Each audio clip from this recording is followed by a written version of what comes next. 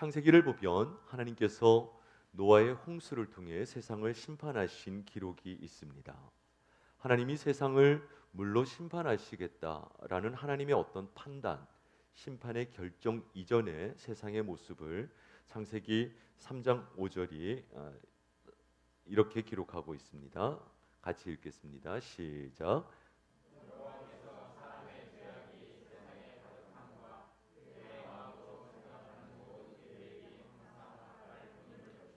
3장 5절이 아니고 제가 잘못 기록을 했어요. 6장 5절입니다.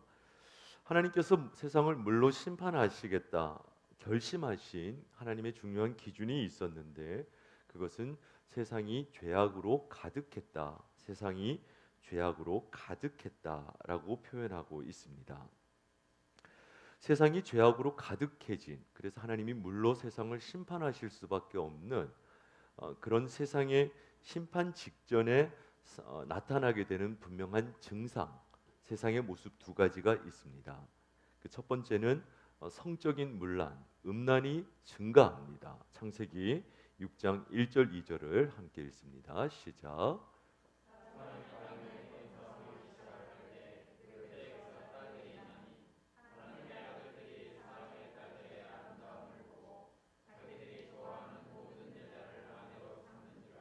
하나님의 아들들은 지금으로 말하면 하나님을 믿는 사람들, 그리스도인들을 의미하고 사람의 딸들은 하나님을 믿지 않는 세상의 자녀들을 의미합니다. 일반적으로 생각할 때는 믿음이 있는 사람이 믿음 없는 사람에게 믿음의 전이 거룩해 하는 성화의 사건을 일으킬 것 같지만 세상이 점점 내리막으로 치닫는 가속도, 죄악이 세상에 들어차는 속도가 더 빨라지면 오히려 신앙이 타락하고 가정이 문란해지고 궁극적으로는 성적으로 타락하는 그러한 현상이 세상 가운데 심화된다라는 것을 창세기가 보여주고 있습니다. 죄악이 세상에 가득할 때 나타나는 첫 번째, 두 번째 특징은 6장 11절입니다. 같이 읽습니다. 시작.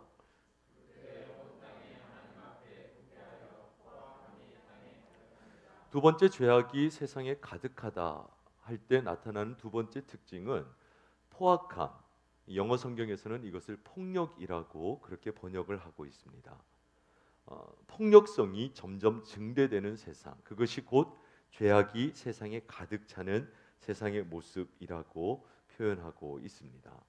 그런데 무엇보다도 이러한 성적인 문란과 폭력성이 점차 증가하는 것과 맞물려서 마지막 때가 가까이 올 때 나타나는 가장 분명한 증상은 마태복음 24장 38절에서 39절 이렇게 말씀하십니다. 같이 읽습니다.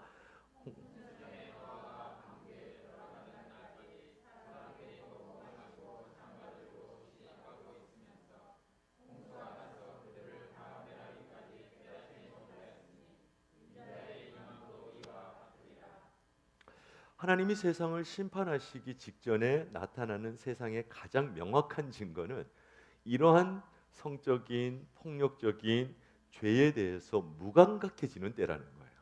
깨닫지 못하는 때. 그것이 세상에 가득 찼는데 죄가 가득 찼는데 깨닫지 못하는 것이 곧 예수님이 오시기 직전 하나님께서 세상을 물로 심판하시기 직전에 나타나는 중요한 특징이라는 것을 말씀하고 있습니다. 그래서 그냥 제 식으로 정리를 하면 마지막 날의 가장 중요한 특징은 마지막 때라는 감각이 사라지는 것입니다. 그것을 알지 못하고 하나님의 심판 앞에 사람들이 서게 됩니다. 여러분, 이러한 현실을 사람들은 무감각하지만 이러한 현실을 보고 누구보다 가슴 아파하시는 분이 바로 하나님이십니다. 창세기 6장 6절 시작.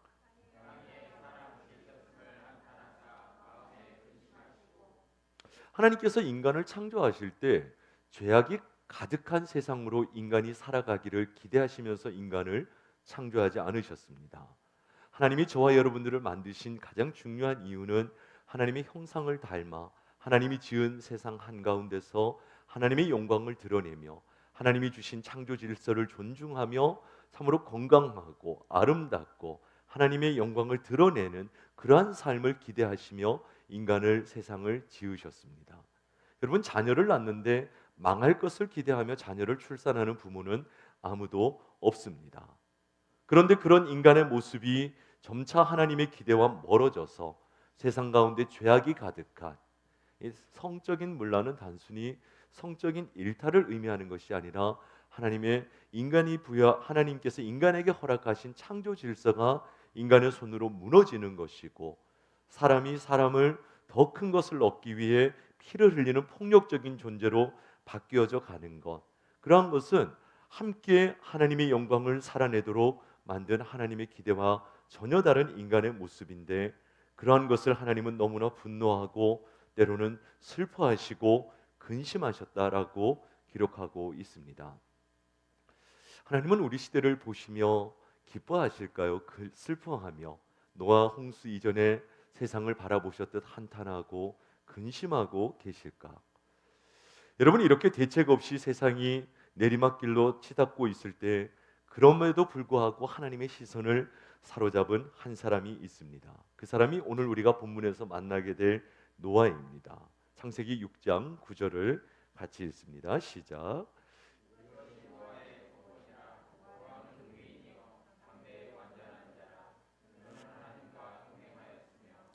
노아는 의인이고 당대의 완전한 자다. 여러분, 이 표현이 어떤 의미인가? 당대의 완전하다라는 것은 그가 속해 있는 세상의 모습과 노아가 살아가는 모습이 전혀 달랐다라는 것입니다. 마음대로 살아가는 사람들도 노아의 모습을 보면 자신들과 다르다라는 걸 느낀 거예요. 당대에 완전했다라고 하는 것은 그 시대에 존재하는 사람들로부터 노아가 인정을 받았다라는 거예요. 노아가 인정을 받았다. 노아는 이상하게 그 시대 사람들처럼 더럽지 않았고 음란하지 않았고 폭력적이지 않았고 물질적이지 않았습니다. 그 이유를 6장 9절 마지막은 그렇게 표현하죠. 그러한 세상 한가운데서, 죄가 가득한 세상 한가운데서 노아가 사람들로부터 그럼에도 불구하고 인정을 받을 수 있었던 이유를 9절 마지막은 그가 하나님과 동행했기 때문이다 라고 말씀하고 있습니다. 저는 물론 노아가 처음부터 하나님과 동행한 삶을 살았다고 생각하지 않습니다. 죄악된 세상 한가운데 태어났고, 그럼에도 불구하고 어느 날 그에게 하나님이 찾아오셨고, 지난주 표현을 빌리면 왕의 초대를 거절하지 않았고, 그 하나님의 초대의 기쁨으로 응답하고 회개하고 이제는 삶을 돌이켜 하나님과 동행하는 삶을 죄악된 세상 한가운데서도 노아는 살아내었던 것입니다. 그리고 하나님은 그런 노아에게 이렇게 하셨죠. 6장 8절 같이 읽습니다. 시작. 하나님께서 그의 인생을 늘 은혜로 돌보셨고, 그 은혜로 말미암아 하나님과 동행하며 죄악된 세상 한가운데서도 의로운 자로 인정받는 삶을 살았음을 말씀하고 있습니다. 여러분, 하나님께서 한 시대를 구원하기 위해서 필요한 사람의 숫자가 몇 명일까요? 한 역사, 한 나라 전체가 무너져 가는데 그 역사를 하나님의 심판으로부터 돌이키는 사람의 숫자, 성경이 요구하는 사람의 숫자는 몇 명일까요? 놀랍게도 한 사람입니다. 예레미야 5장 1절을 같이 읽습니다. 시작.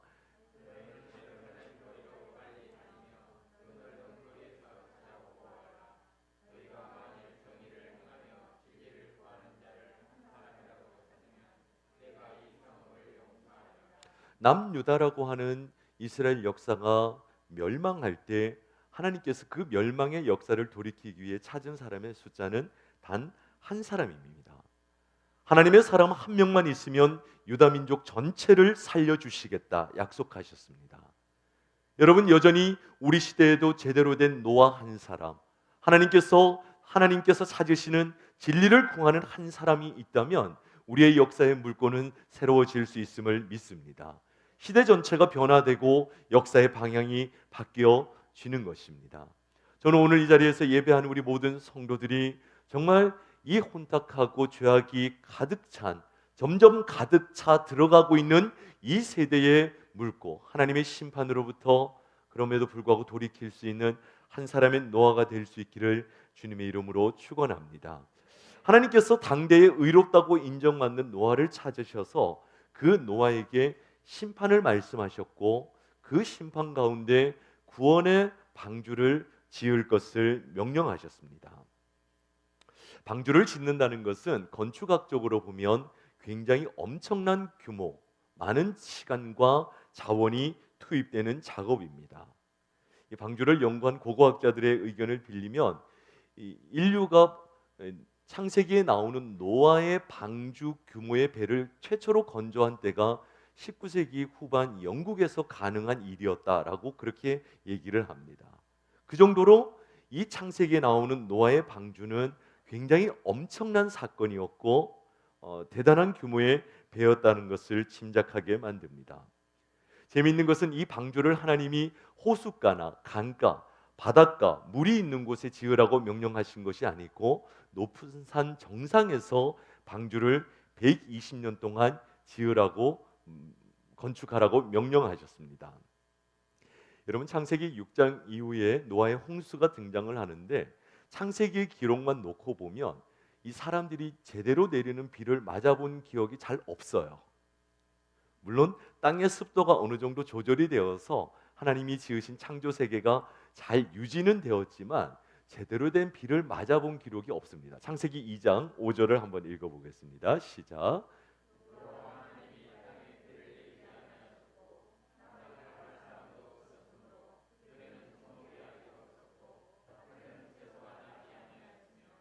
그러니까 홍수 이전에 큰 비를 경험한 적이 없기 때문에 홍수를 대비해서 어떤 배를 만든다라는 것은 상상할 수가 없는 일이죠. 그런데 그것을 하나님이 노아에게 명령하셨고 노아는 120년간 시간을 들여서 건축하게 됩니다. 여러분, 물가도 아닌 산 정상에 그것도 120년간 모든 가족이 붙어서 많은 재정과 자원을 들여서 방주를 건조하고 있는 노아를 본다면 당시의 사람들의 기준에서는 굉장히 이상한 사람들로 비춰질 수밖에 없습니다. 소위 요즘 말로 치면은 좀 왕따를 당했을 거예요. 왕따를. 어떤 목사님이 그러더라고요. 왕따는 왕을 따르는 사람들이라고. 왕을 따르는 사람들이라고. 여러분, 그러고 보니까 교회는 노아와 같은 사람들이 모이는 곳이고 교회는 그런 공동체입니다.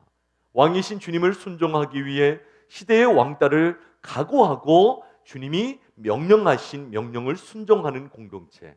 그것도 하루 이틀이 아니라 무려 120년 동안. 여러분, 세상이 이해할 수 없는 신앙이란 바로 그런 것이고 그런 고독한 믿음의 순종의 길을 걸어간 사람이 노아였음을 말하고 있습니다. 여러분, 우리가 노아와 같은 믿음의 삶을 산다라고 하는 것은 세상으로부터 박수받고 화려한 갈채받는 그런 믿음의 길을 걸어가는 것을 의미하지 않습니다. 아브라함이 그렇게 걸어갔고 노아도 그렇게 순종했습니다. 세상 사람들은 이해할 수 없는 의로운 길, 외로운 길, 믿음의 길을 걷는 것이 하나님이 명령하신 방주를 건조하는 작업입니다. 그런데 어떻게 이것을 순종할 수 있었을까? 그것을 가리키는 말씀이 오늘 본문 히브리서 11장 7절입니다. 같이 읽습니다. 시작.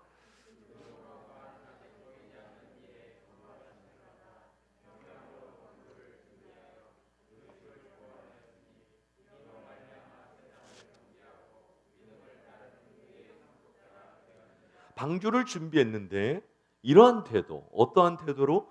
경외함으로 방주를 준비했다. 그렇게 기록하고 있습니다. 영어 성경을 보면 경외함을 holy fear, 거룩한 두려움이라고 그렇게 기록을 하고 있습니다. 여러분, 거룩한 두려움은 하나님을 아는 마음입니다. 하나님이 인간이 아니시고 하나님이 살아계시고 그 하나님은 피조물인 나와 다르다는 분명한 하나님에 대한 인식을 가지는 마음이 하나님입니다. 거룩한 두려움입니다. 여러분, 세상 사람들이 마음껏 죄를 짓고 마음껏 살아갈 수 있는 이유는 간단합니다. 하나님을 우습게 보기 때문에 그렇습니다. 여러분, 정말 하나님이 살아계시고 하나님이 세상을 심판하신다고 했는데 이 말씀을 하신 분이 사람이 아니라 하나님이시기 때문에 그 말씀이 그대로 이루어진다라는 것을 믿는 순간 우리 안에는 두려움이 생길 수밖에 없는 거예요. 우리가 두려워하지 않는 이유는 간단합니다. 하나님을 하나님으로 인정하지 않기 때문에 그렇습니다. 여러분, 신앙 공동체 교회로서의 교회의 모습은 어떠한 공동체입니까? 교회는 하나님 앞에 두려움을 가지는 공동체입니다. 그렇기 때문에 세상의 말을 듣지 않고 하나님의 말을 듣는 것입니다. 하나님을 예배하고 하나님을 두려워하기 때문에, 하나님을 세상보다 더 잘 알기 때문에 세상의 소리에 흔들리지 않고 하나님의 음성을 두려워하며 순종할 수 있는 것이 노아였고, 그것이 교회의 본질이라는 것을 말씀하고 있습니다. 하나님이 말씀하시면 그대로 이루어지는 줄 믿습니다. 그게 믿음이고, 믿음으로 방주를 건축한 노아의 본질이라는 것을 말씀하고 있습니다. 놀랍게도 이 방주를 설계하신 분은 하나님이시고, 재료와 건조 방법을 어떻게 만들지를 세세하게 알려주신 것이 하나님이십니다. 실제로 미국에 가면 켄터키주의 그 윌리엄스타운이라고 하는 곳에 구약 성경에 나타나는 하나님의 설계도를, 노아에게 명령하신 설계도를 그대로 따라서 실제 방주를 만들어 놓은 곳이 있습니다. 제가 사진으로만 한번 보여드리죠. 좀 확대해 주시겠어요? 이렇게 한번. 예. 이게 그림이 아니라니까요. 가보신 분 계십니까? 놀라운 걸 보여드려도 안 놀라면 제가 놀라는데, 실제 그 방주의 규모를 그대로 재현해서 만들어 놓은 거예요. 제가 미국에 있을 때 여기를 한번 가보려고, 켄터키주에서 한번 가보려고 했는데 좀 알아보니까 입장료를 받더라고요. 방주에 들어가는데. 아니, 창세기에는 입장료가 없는데 입장료를, 그것도 그 당시 제가 알아볼 때 40불을 받았어요. 한 45,000원 정도가 되는 거죠. 제가 굳이 그 돈 내고 그거 보러 갈 필요는 못 느껴서 그냥 있다는 것 정도만 알고 다녀오지는 않았습니다. 그림으로 보시지만 실제로 끝에서 끝까지 길이가 150m입니다. 150m. 그리고 땅에서부터 위에까지 높이가 15m. 그리고 옆에서 옆까지 넓이가 25m. 그리고 방주의 내부는 상중하 3층으로 만들어져 있습니다. 방주의 스토리를 잘 알지 않습니까? 이렇게 방주를 만들고 하나님께서 모든 세상의 동식물을 한 쌍씩 실을 것을 명령하셨습니다. 이 성경을 좀 재미있게 연구하는 분들의 의견을 빌리면, 노아의 홍수 당시 세상에 존재하던 동물의 숫자가 7만 종 정도가 되었을 거라고 추정을 해요. 7만 종이니까 한 쌍씩 실으면은 몇 마리입니까? 14만 마리예요. 그런데 동물 중에는 코끼리처럼 큰 것도 있고 또 벌레같이 작은 것도 있지 않습니까? 또 이 동물들의 평균을 내본 거예요. 평균을 냈더니 그 중간치에 해당하는 짐승이 양 한 마리 정도가 된다고 해요.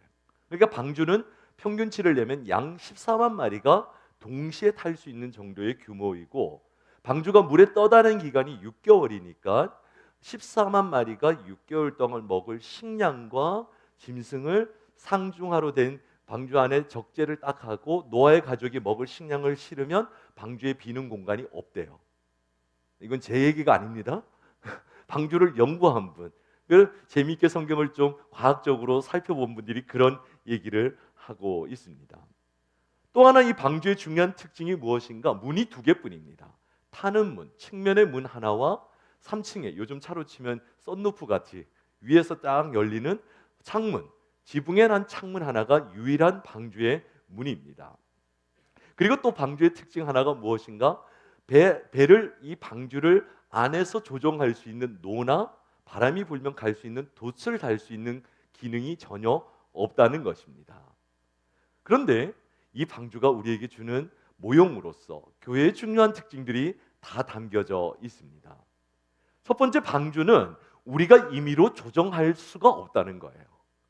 방주는 배 안에서 결코 내가 원하는 곳으로 움직일 수가 없습니다. 방주는 밖에서 바람이 부는 대로, 파도가 치는 대로 움직이게 되는 겁니다.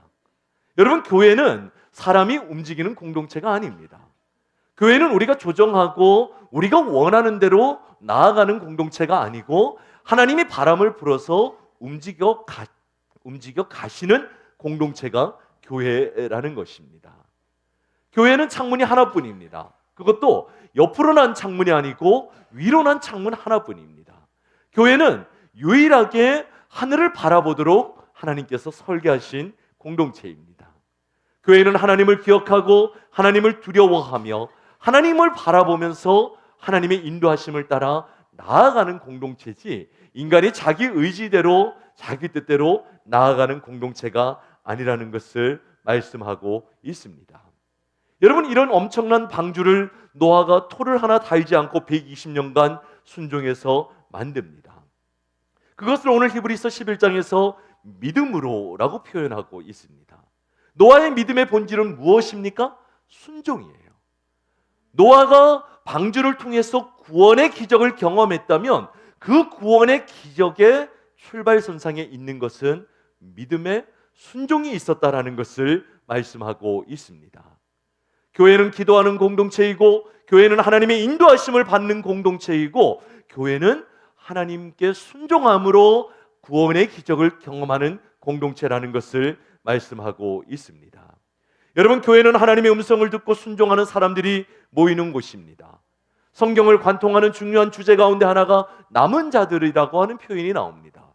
아브라함도 남은 자였고, 내가 7,000명을 남겨두겠다 남은 자였고, 12제자를 남겨두셨고, 그들을 통해서 교회를 세워가시고, 우리 시대의 남은 자는 교회라고 할 수가 있는 거죠. 남은 자들의 중요한 특징, 성경 전체를 통해 남은 자들의 특징은 똑똑한 사람들이 아닙니다.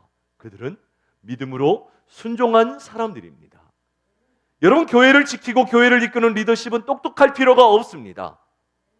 하나님의 음성을 듣고 하나님의 음성에 순종하는 사람들, 하나님의 음성을 듣고 두려움으로 하나님 앞에 엎드리며 예배하는 공동체가 우리 시대 가운데도 여전히 구원의 방주, 그 기적을 하나님께서 허락하실 줄 믿습니다. 여러분, 방주를 만들고 이 방주를 마감한 재료가 있죠. 역청으로 마감을 했어요. 예? 아스팔트? 뭐 여러 가지, 아무튼 요즘으로 치면 벽을 미장하는, 마무리하는 그런 재료라고 할 수가 있습니다. 근데 이 역청이 히브리어 원문을 보면 중요한 그 의미 하나가 있는데, 덮어준다라는 동사의 의미가 있어요. 명사로는 역청이지만 덮어주는 거, 말 그대로 그러니까 덮어주는 것이죠. 여러분, 이 역청이 무서운 세상의 파도가 들어오는 것을 막아주는 역할을 가능하게 했습니다. 여러분, 그런 것 같아요. 교회는 예수 그리스도의 보혈로 덮여져 있는 공동체가 되어야만 이 시대의 파도가 아무리 넘실거려도 교회를 침노하지 않을 줄 믿습니다. 하나님은 덮어주시는 분이십니다. 예수 그리스도의 보혈의 은혜가 우리 가운데 떠나지 않아야만 이 죄악이 가득한 세상 한가운데서 오히려 교회는 구원의 방주의 역할을 감당할 수가 있습니다. 방주의 중요한 특징이 아까 14만 마리의 양무리가 들어가 있다. 근데 뭐 양이 14만 마리는 아니었잖아요. 가만히 보면 거기 방주 안에는 공작새도 있었겠죠? 그렇죠? 날개를 활짝 펴면서 나만 봐, 뭐 이렇게 하는 공작새도 있었을 거고, 고슴도치도 좀 있지 않았을까요? 옆에 누군가를 찌르고 찌르고, 내 자리가 더 필요해 찌르고, 재미없으시고, 또 스컹크처럼 뒤에서 냄새를 좀 풍긴다든지, 뭐 온갖 짐승들이 있었죠. 근데 여러분, 그게 싫어서 방주를 뛰쳐나가면 같이 죽어야 돼요. 방주 안에서 함께하는 법을 배워야 돼요. 방주 안에서 함께하는 법을 배워야 됩니다. 예전에 일전에 성도님들 다른 교회 가서 세미나를 한번 섬긴 적이 있는데, 그런 질문을 한번 드린 적이 있어요. 혹시 신앙생활 하시다가 교회 안에서 상처받은 경험이 있으신 분? 이렇게 질문을 드렸더니 한 10분 중에 9분, 90%가 손을 들어요. 나 상처받았어. 제가 반대로 질문을 한번 드렸어요. 혹시 교회 안에서 상처 주신 기억이 있으신 분? 이렇게 했더니 10분 중에 한 분도 안 들어요. 무슨 얘기입니까? 우리는 받은 상처는 너무 오래 기억하고 준 상처는 너무 빨리 잊어버리죠. 여러분, 방주 밖은 죽음의 바다입니다. 교회가 무엇입니까? 방주 안에서 함께 지내는 법을 좀 배우라는 거예요. 고슴도치하고도 사이좋게 지내는 법을 배우고 냄새나는 짐승하고도 함께하는 법을 배우고 유일한 방법이 뭡니까? 서로 겸손하고 사랑으로 공존할 때라야만 바울의 표현대로 남을 나보다 낮게 여기는 마음이 있을 때라야만 내가 상처받는 만큼 나도 누군가에게 상처를 줄 수 있음을 기억하면서 함께 좀 공존하는 걸 배우는 게 신앙생활이에요. 그게 방주 안의 삶이에요. 아 싫어 그러고 쫓아나갈 수 있죠. 그럼 같이 죽어야 돼요. 같이 죽어야 합니다. 여러분 방주와 교회가 그런 의미에서 동일합니다. 그런 생각을 하면서 우리가 신앙생활을 해야 합니다.